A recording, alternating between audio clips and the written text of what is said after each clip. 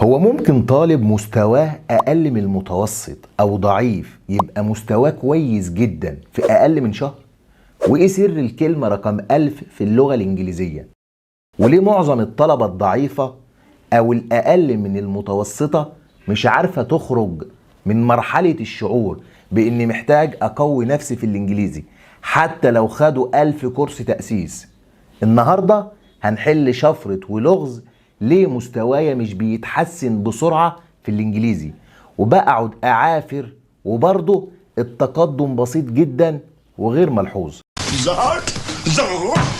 زهر. عارف انت الصورة بتاعت الشخص اللي بيدور على كنز وخلاص فاضل له خطوة ويوصل؟ اهي حلقة النهاردة دي هي الخطوة دي عشان تتفوق في الانجليزي وتقفله بكل سهولة. وفي اخر الحلقة في خبر هيفرحك جدا لو انت في تالتة ثانوي وعاوز تلحق نفسك في الانجليزي، او لو في اولى ثانوي وتانية ثانوي وعاوز تستعد لتالتة، او حتى في المرحلة الاعدادية وعاوز تتفوق في الانجليزي. فاستنى معانا لاخر الفيديو عشان تعرف المفاجأة دي. من اكتر المواقف اللي بتضايق اي طالب مستواه ضعيف انه حتى الجمل البسيطة مش قادر يفهمها، ولما بيقرأ جملة والجملة دي فيها كلمة مش عارفها بيبقى مش فاهم الجملة كلها، وده بيخليه مع الوقت يحس ان اللغة صعبة ومستحيل افهمها.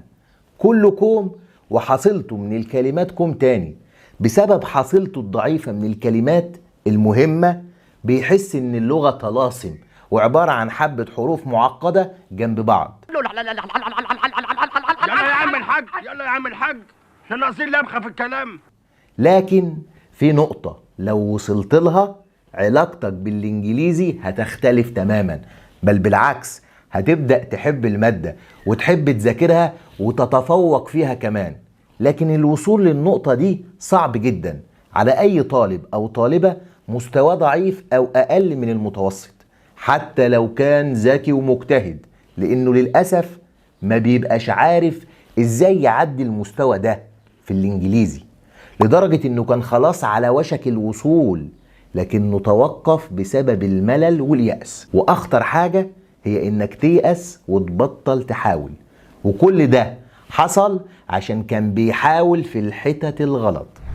زي مثلا ياخد كورس تأسيس كل شوية، يتعلم كل أزمنة الإنجليزي، يحفظ كلمات بشكل عشوائي، أو حتى يصعب الموضوع على نفسه ويبدأ يدور على أجانب يمارس معاهم اللغة. طبعا مش هيلاقي، لكن كل ده بيأخر الخروج من مرحلة المستوى المبتدئ في الإنجليزي، وغالبا هتمل قبل ما توصل. عشان كده كان لازم النهاردة نقولك ازاي تتفوق في الانجليزي بسرعة قبل ما طاقتك تخلص، ولازم نوصل ليها سوا في اقل من شهر. الانجليزي لغة زي اي لغة في الدنيا، بتتكون من كلمات وتركيبات وقواعد لاستخدام الكلمات دي. ولما بحثوا ازاي ممكن نخلي شخص معرفته باللغة قليلة يبقى شاطر فيها، والأهم من إنه يبقى شاطر فيها ثقته في نفسه تزيد، لأن الثقة لما تزيد الطالب هيقدر يكمل المشوار للنهاية. كانت الإجابة في الكلمة رقم 1000.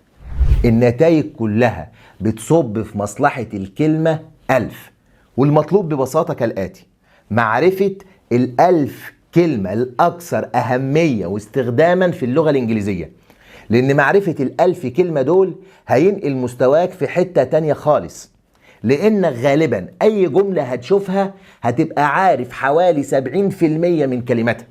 لكن خلي بالك، السر مش في 1000 كلمة، السر إن 1000 كلمة ده يكون الأكثر استخداما، لأنك لو حفظت 1000 كلمة برضو لكن مش الأكثر استخداما مش هيدوك فهم لأكتر من 15% من الجمل.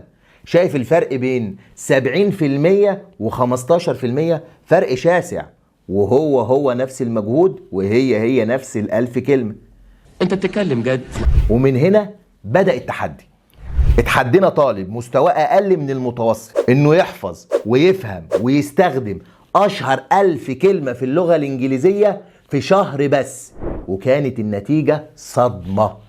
الطالب بتاعنا عرفناه هدفه بالتحديد، وهو حفظ وفهم واستخدام أهم 1000 كلمة في اللغة الإنجليزية.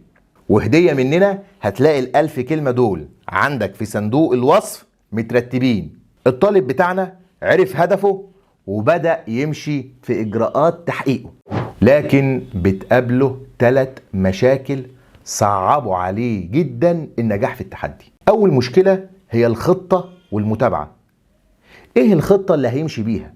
وإزاي هيتعلمهم ويحفظهم خلال شهر واحد بس؟ ومين اللي هيبقى معاه عشان يتابعه ويحفزه؟ تاني مشكلة النسيان. بطلنا أصلا مشكلته الأساسية النسيان، وهي اللي بتخليه كل ما يتقدم خطوة يرجع خطوتين، وكل ما خلاص يبقى حفظ حبة كلمات يلاقي نفسه نسيهم تاني، فييأس ويمل، وبدل ما يتقدم خطوة بيرجع 10. تالت مشكلة وهي فهم واستخدام الكلمات اللي بيحفظها دي، وازاي يستخدمها في جمل، لان الكلمات مش هتيجي في الامتحان لوحدها، فلازم يتعلم ويفهم الكلمات، مش بس يحفظ معنى ليها والسلام.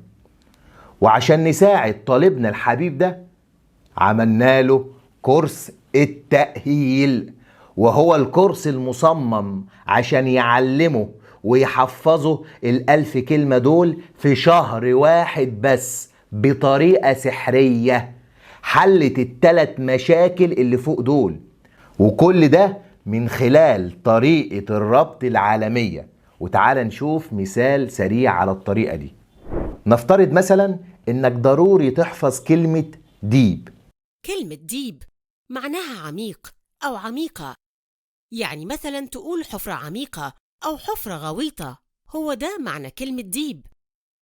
والمفروض أول ما تقرأ أو تسمع كلمة ديب تفتكر الديب اللي هو الذئب اللي بيعوي، يبقى مفتاح كلمة ديب هو ديب، الديب. كل اللي عليك تعمله عشان تحفظ الكلمة دي للأبد إنك تبص على الصورة دي، هتلاقي ديب واقع في حفرة عميقة، وبكده نكون ربطنا بين ديب الديب وعميق. شفت؟ انت مش بس من خلال الفيديو ده حفظت معنى الكلمة للأبد، لا، انت كمان عرفت نطقها واستخدمتها في جملة وشفت صورة عليها، يعني انت بقيت خبير في الكلمة دي بعمق. ولو عاوز تتعرف اكتر على طريقة الربط دي اتفرج على الفيديو اللي هيظهر لك هنا.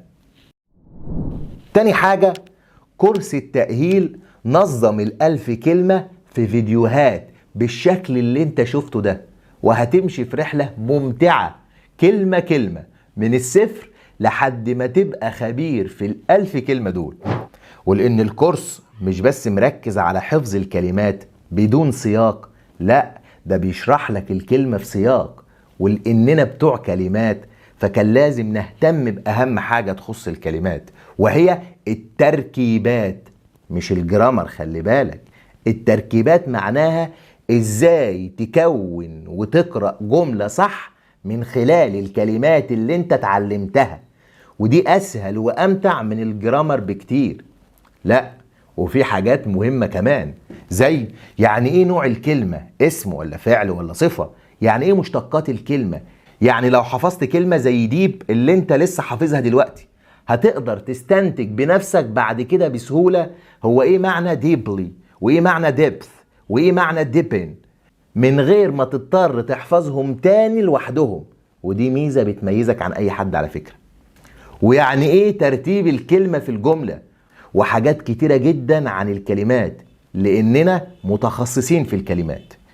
تالت حاجة، الكورس موجود دلوقتي حالا على منصة مربوطة، وده عشان نتابع تقدمك أول بأول، ونعرف انت خلصت قد ايه وفاضلك قد ايه، وهتوصل امتى لخط النهاية ان شاء الله، ونحفزك انك تكمل المشوار لآخره، غير الامتحانات اللي بتمتحنها عشان نتأكد من تقدمك لحظة بلحظة ونضمن انك بتتعلم صح.